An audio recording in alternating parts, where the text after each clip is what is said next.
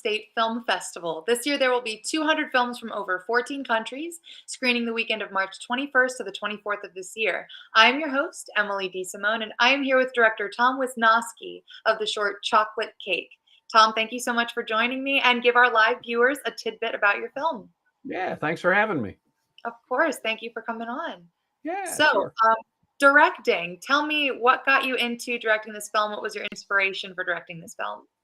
Oh boy, that's a really kind of a long story, but I'll shorten it to about 20 words. A friend of mine wrote a script, a stage manager, a friend of mine, and I wanted to do it for several years, and finally had the money, and I did it. How's that? That's very short and sweet, Yeah. just like the short film's name. So, with that said, is this your first time directing?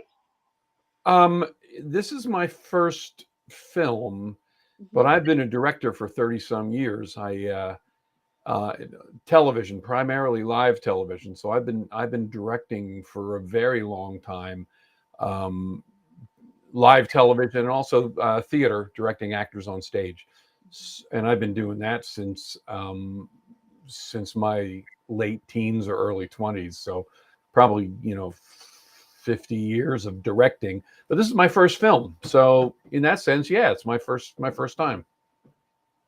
So, okay, so you've done a lot of stage directing. What Hmm. was the difference from stage directing to screen directing? I mean, what was a big challenge that you faced, and what was your favorite part of the process? My favorite part of the process is working with the actors because no matter what you're directing, it's working one on one with actors and trying to coax performances out of people. That's that's what's really fun, and especially when it really clicks and when it works. It's a kind of a high like nothing else. Um, but the differences between film and theater are immense. Of course, everything is different. Lighting, the medium, staging, placing the camera, all of that stuff. Everything, it's completely different, except for the most important thing, like I said, which is the performances. So if the performances are good, and that applies even to live television or whatever, if the performances are good, everything else kind of falls into place with a little help, a little coaxing. So, okay, and this was your first time First doing. time directing a film, yes. Do you want to keep like diving, or I guess dipping your feet in, diving in, working with film, or do you want to stay with the stage? I would love to do both. There are a lot of opportunities to direct on the stage, so I'm not concerned about that. But yeah, I would like to direct another film. I would just like someone else to pay for it. This was self-produced, Chocolate Cake, and it's only 4 minutes long, so it's not a huge bank account breaker, but I'd like to do something a little more meat to it, and with a little higher budget and with someone else's money. That'd be wonderful. I have heard from quite a few different directors that, budget can be the biggest thing, but I mean, it seems like you've really like gotten something here with what you've had. I mean, you're in this film festival. What else are you doing with this film? Do you have any future plans with this film? Um, it it it's been in several film festivals, which is great. Congratulations. Um, I don't really know if I have any future plans with it or not. There is some talk that it might possibly at some point end up in Asbury Shorts, which is a kind of a traveling film festival. I've been talking to the gentleman who runs that, and it's a possibility. I don't know. I don't know. I don't really have any other aspirations for this particular film other than just, I mean, it's really cool to be, in this festival. I think it's awesome. It's wonderful. I really just made this for me just to do it, and that's enough. You know, I don't So, really have any other expectations. what would you like your audience then to take from Chocolate Cake? I'd like them to be scared. I'd like them to jump out of their chairs a couple of times, you don't have to jump too high, but a little bit, and I'd like them to walk away going, I really enjoyed that. I was a little scared. I like the way it ended. The ending's a little bit of a twist, and I'd like them to say that I enjoyed it. I was entertained. Is something like horror and thriller, is that a niche of yours, something that you've worked with before? No, not at all. I the guy who the fellow who wrote this film, a guy named Mark William Hammond. Mark and I have known each other for a really long time, and Mark was my stage manager in live television for several years. But we developed a really close friendship, and he's a really interesting writer. But that's the genre he writes in. Like, he writes in horror, and he writes in kind of sci-fi. A little bit hard to describe the genre he writes in. So let's just say he writes in the horror genre. And I just read this script, and first of all, it was short. It was only 4 minutes, so I thought it was manageable for a first time project.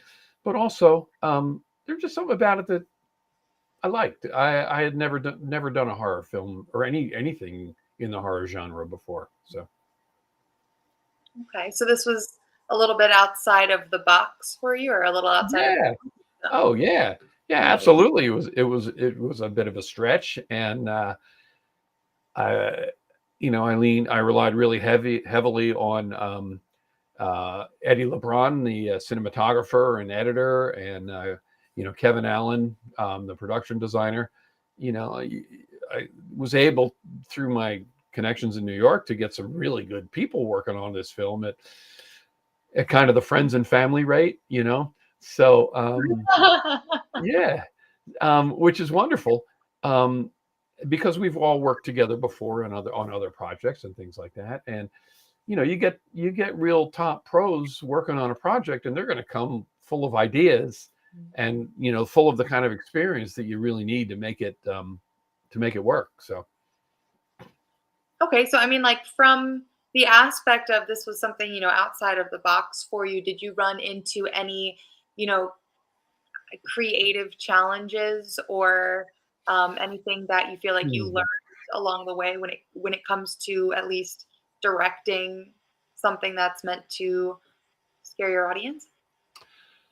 Um. Yeah, of course. The Eddie and I, we really had to. Sorry about that. No Um, worries. Eddie and I, we really had to. Why is that doing that? Oh, that's why. Sorry. No Um, worries.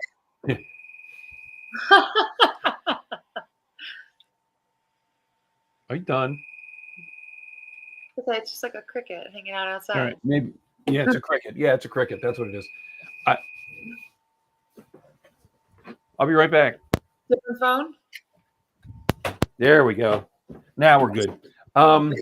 Sorry about that. Eddie and I, had to have a lot of conversations about look and feel, and not having really worked in the film universe, as a live television director, it's a whole different universe. The terminology is different. The expectations of a director are different. The idea of kind of letting some things go and letting someone else have some kind of creative control is also different. So yeah, there was a lot to learn, and I loved it. After a fairly long and fairly successful career in television, it's really cool to be able to learn something new and to work with new people and just learn a different way of working. It's wonderful. Yes. So the answer is absolutely yes. So, okay, so it sounds like obviously you have this pretty extensive history in working in some television directing and stage directing. What would you say to someone who is just really dipping their toes in and wants to be doing that, wants to be directing stage, wants to be directing film? My advice to everybody who's young is never say no. Just do everything you can, whenever you can, for whoever you can. For whatever amount of money it is or isn't, it doesn't matter. You're not in it. You're not in it for money. And the more experiences you have as a young director or associate director or assistant director or whatever, um, those things all, it's all cumulative. So do everything you possibly can, have every kind of experience you can, and just keep putting yourself in places where you make your own luck. Luck isn't something that you just sit in your living room and something falls on your head and it's like boom, all of a sudden you're Steven Spielberg. you know you make your own luck, you make your own circumstances, and do everything you can to put yourself in a place where you can get lucky. you know I mean, I think one of, if not the first Steven Spielberg work was Jaws, and he had quite the conundrum in front of him with just that whole situation behind the scenes. I don't know if you're yeah, familiar. yeah. Definitely. Well, that was his first big film. I think he did some other Yeah. stuff before that, but oh yeah, it was crazy. And everyone thought he was a nut, and but look what happened. you know but Steven Spielberg, of course, is a he's an entity unto himself. He's just a force that nature couldn't. You just can't. He's irrepressible. He's that talented and that good. He's just a. You know, he could have. Anything that he touches just turns to gold, including Jaws. So that's I mean, I think that's the case. it takes plenty of failure and success. So there's no doubt in my mind that Steven Spielberg was definitely had many run-ins, had a lot to learn before he even made it to Jaws. So, but Of like course you he did. said, Yeah. do you have any future, projects in mind after Chocolate Cake? Um, I there's a couple of big projects that Mark Hammond has written that he's got a series of books. He's got 6 books out called M Demon Killer, and it's all it's set in New York, but it's kind of based in ancient Asian mythology, like going back centuries. And I've been trying to help him get someone interested in doing that. It'd be an incredible series of movies, but also a lot of money.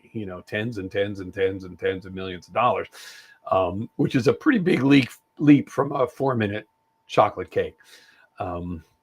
There is a longer version of Chocolate Cake. In fact, Mark said to me that I should be marketing this film as a trailer, because there is a full-length feature version of it.